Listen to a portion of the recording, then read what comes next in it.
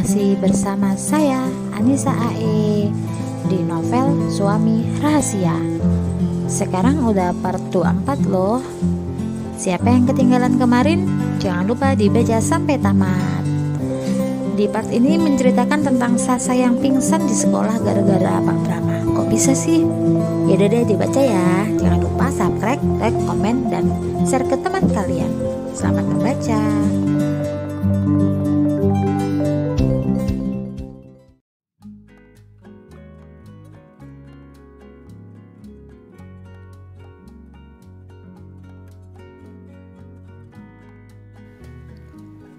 Sebenarnya tadi ada apa? Tanya Brahma sambil membelai rambut Sasa. Rambut panjang kesayangannya telah menjadi pendek, tapi dia bukan hanya mencintai rambut Sasa, tetapi mencintai apapun yang ada dalam diri istrinya. Gadis itu sudah mandi, kini sedang tidur di pelukan suami dengan bahu Brahma sebagai bantal. Wangi rambutnya menggelitik hidung Brahma, wangi sampo yang sangat disukai oleh lelaki itu. Gak ada apa-apa kok, lumayan juga ya makanannya datang. Sasa mendengkus, beberapa kali melihat layar handphone milik Brahma. Lapar sayang? Tanya Brahma lembut. Sasa mengangguk, kejadian hari ini sungguh menguras emosi dan tenaga. Senyum terukir di bibir, berada dalam dekapan sang suami sangat menenangkan.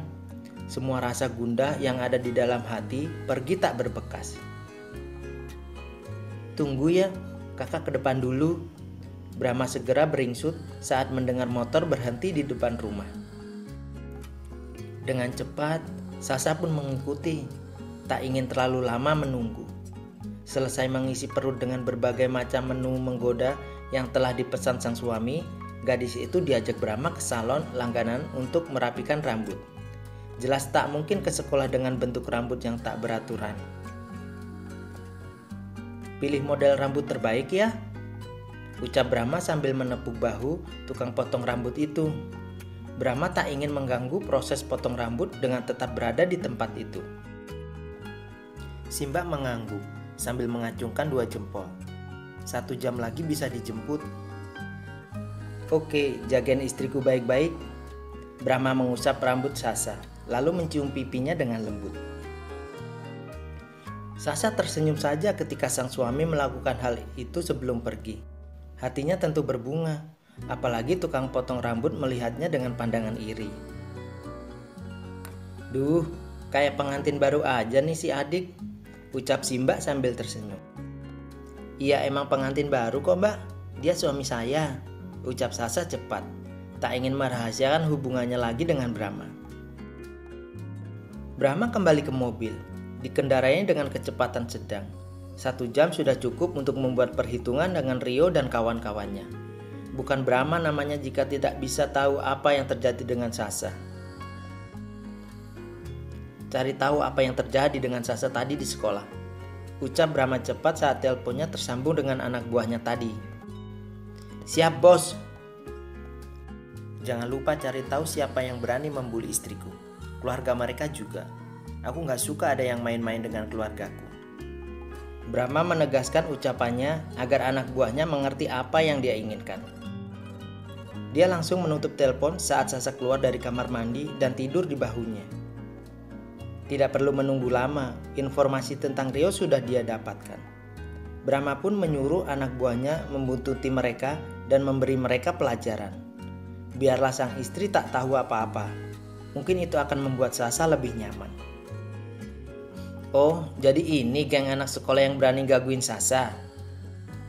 Tanya Brahma pada 5 anak berkepala plontos dengan tubuh tidak berbaju yang jongkok di depan beberapa anak buahnya. Iya bos, ini mereka yang tadi membuli Bu Sasa, ucap anak buahnya sambil menunjuk kepada 5 orang anak itu. 5 orang anak mengangkat wajah.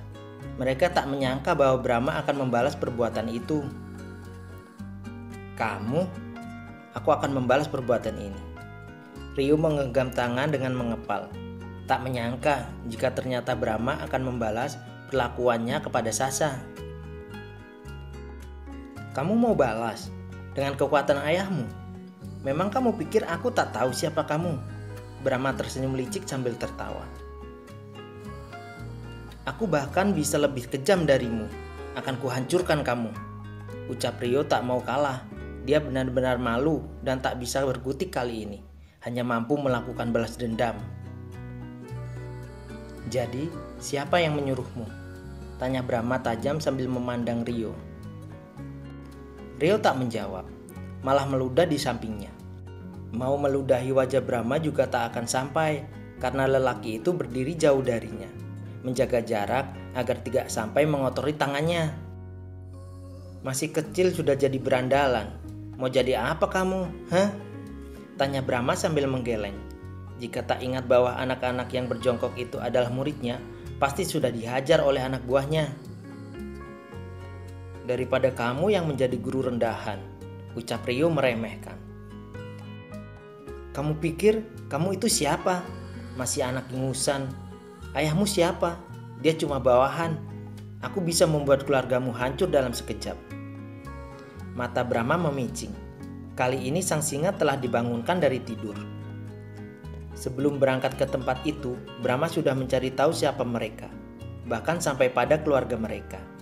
Dia bukan lelaki bodoh yang akan bertindak gegabah jika berhadapan dengan orang lain. Kalian yang memulai dengan menyakiti dan membuat Sasa menangis, bukan aku. Ucap Brahma mengintimidasi yang membuat aura di ruangan itu terasa menyeramkan. Mau berlindung pada siapa? Ayahmu? Atau Quena? Rio langsung mendongak saat nama Quena disebut. Gadis itu seolah punya kekuatan yang luar biasa untuk menundukkan lelaki manapun. Apalagi gadis itu juga dari keluarga terpandang, anak pejabat. Tentu dalam sekali jentikan jari, semua bisa didapatkan. Sayangnya aku tak melukai wanita, tapi akan kuberi pelajaran dia. Kali ini hanya permulaan. Tapi jika sampai aku lihat kalian main-main lagi dengan Sasa, kalian tanggung akibatnya. Bukan hanya gertakan sambal, karena lelaki itu akan melakukan apapun untuk istrinya. Aku tahu adikmu sekarang berada di rumah sakit jiwa.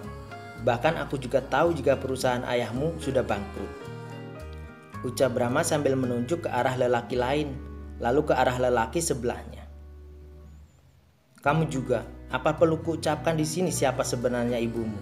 Kali ini telunjuk Brahma mengarah ke arah lain. Kamu, bahkan aku tahu berapa harga kakakmu per malam. Kini Brahma benar-benar ingin menguliti anak-anak itu satu persatu. Mereka saling berpandangan, tak tahu harus menjawab apa. Namun, yang dikatakan Brahma memang benar. Lelaki itu sudah mempertimbangkan semuanya matang-matang. Untuk bertindak lebih jauh lagi, jelas tidak berani. Lepaskan mereka. Sepertinya ini sudah cukup. Brahma melihat jam yang melingkar di pergelangan tangan. Waktunya kembali ke salon untuk menjemput Sasa. Dia berjalan meninggalkan gudang yang dulu digunakan sebagai pabrik. Gudang itu memang sering digunakan untuk menyimpan barang yang sudah tidak digunakan lagi. Namun, tak jarang digunakan untuk membuat orang lain yang bermasalah dengan keluarganya menjadi jera. Seperti apa yang dilakukan hari ini.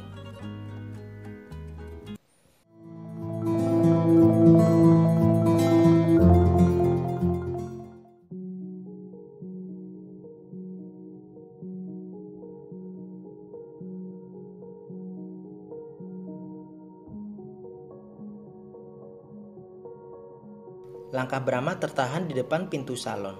Sasa sudah menunggunya dengan duduk di kursi tunggu sambil membaca majalah. Rambutnya yang berantakan kini berganti menjadi indah, seperti mahkota yang membuatnya semakin cantik. Kecantikan yang hanya bisa dilihat olehnya. Cup, sebuah kecupan singkat mendarat di pipi sang istri yang membuat pipi putih itu bersemu merah. Sasa meletakkan majalah di tangan, lalu tersenyum manis. Kamu makin cantik deh kalau gini, ucap Brahma sambil menggenggam tangan Sasa. Nggak usah ngegombal deh kak. Idi, siapa yang ngegombal? Nggak percaya banget kalau kamu emang cantik. Enggak. Oke, kita taruhan ya, berani, ucap Brahma sambil menaikkan satu alisnya. Siapa takut, taruhannya apa? Tanya Sasa tertarik dengan tawaran sang suami. Kalau kamu kalah, kamu harus ngasih sesuatu yang spesial buat aku. Kalau aku yang kalah, kamu bebas minta apa saja. Mata Sasa berbinar.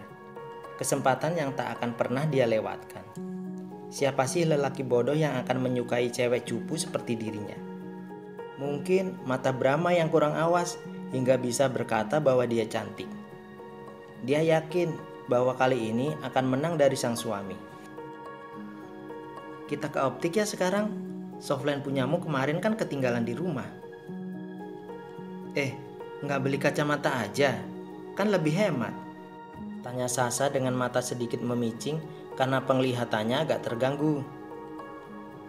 Enggak, softline aja. Lagian gak bakal jatuh miskin kalau beli softline aja.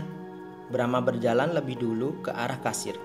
Tanpa mengeluarkan uang tunai dari dompet, dia menggunakan kartu debit. Dia sudah menutup kartu kreditnya saat Sasa melarangnya menggunakan kartu kredit tersebut. Tanpa menunggu Sasa yang hanya mematung, Brahma berjalan ke arah pintu. Mau di sana sampai kapan? Buruan. Sasa dengan langkah cepat langsung mengikuti suaminya yang telah sampai di tempat parkir. Berharap sang suami tidak menggunakan uang secara berlebihan. Bisa-bisa dianggap menantu tak becus oleh mama jika sampai menghamburkan uang gaji suaminya. Mobil berjalan meninggalkan salon tersebut saat Sasa sudah memasukinya. Sasa benar-benar tak habis pikir dengan jalan pemikiran Brahma. Bagaimana bisa dengan begitu mudah menghamburkan uang? Memang dia tak pernah mendapatkan uang tunai dari Brahma. Segala kebutuhan rumah tangga dibayar langsung oleh suaminya itu. Sasa pernah mengecek saldo di ATM-nya pribadi. Nyatanya, saldo itu terus bertambah tanpa meminta langsung pada suaminya. Untuk menggunakan uang tersebut, dia tak berani. Menurutnya, masih banyak kebutuhan lain yang nanti menghadang di depan mereka. Apalagi jika sampai Brahma menghabiskan uang simpanannya sendiri, bisa celaka 12 jika dia tidak bisa berhemat. Mobil berhenti di sebuah optik yang cukup terkenal dan mempunyai banyak pelanggan. Tanpa menunggu lama, lelaki itu langsung mengambil lensa kontak berwarna biru, lalu membayarnya. Kok nggak tanya dulu? Tanya Sasa tak terima saat Brahma langsung membayar lensa kontak tersebut. Bertanya, bahkan aku sudah tahu harus membeli yang mana. Kamu tinggal pakai saja, oke? Brahma mengerlingkan satu matanya, seolah dia memang tahu semua tentang Sasa. Padahal lelaki itu sudah menghubungi optik dan memesan lensa kontak terlebih dahulu sebelum mereka datang ke sana. Sekarang coba kamu pakai. Brahma memberikan lensa kontak pilihannya. Menunggu Sasa membersihkan tangannya dengan pembersih yang disediakan di optik, lalu memasang benda kecil itu pada matanya. Gimana rasanya? Tanyanya setelah melihat benda itu terpasang dengan baik. Sasa mengerjapkan mata perlahan, lalu memandang Brahma dengan pandangan tak percaya. Lelaki itu ternyata mengenalnya dengan amat baik, bahkan sampai dengan lensa kontak apa yang harus dipakai. Wajahnya bersemu merah. Memang sang ayah tak pernah salah memilihkan untuknya. Brahma memang lelaki istimewa.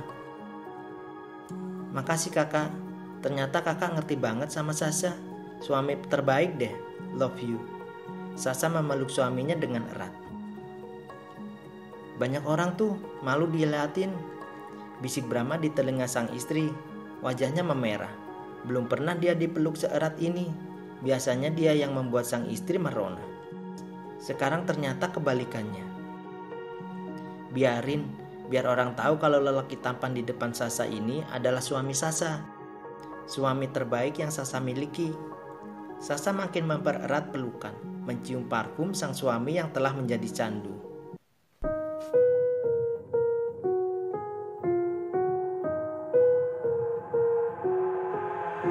I've got an itch I can't scratch, I'm missing a piece that completes a whole part of me, an open wound scar to see. Everybody come here, gather round, welcome to the freak show, the best in town. What the hell's wrong with me? I don't get along with anybody, honestly. I've been living in my own head constantly, thoughts jumbled round, think I need a new lobotomy. Wait, all these thoughts are too negative, I don't wanna get lost in the sedative. Gotta show them what I got, I'm competitive. You know I'm about to go off, I won't let them win, I'll take a stab. I wanna chase a bag, I wanna weigh, I can change all the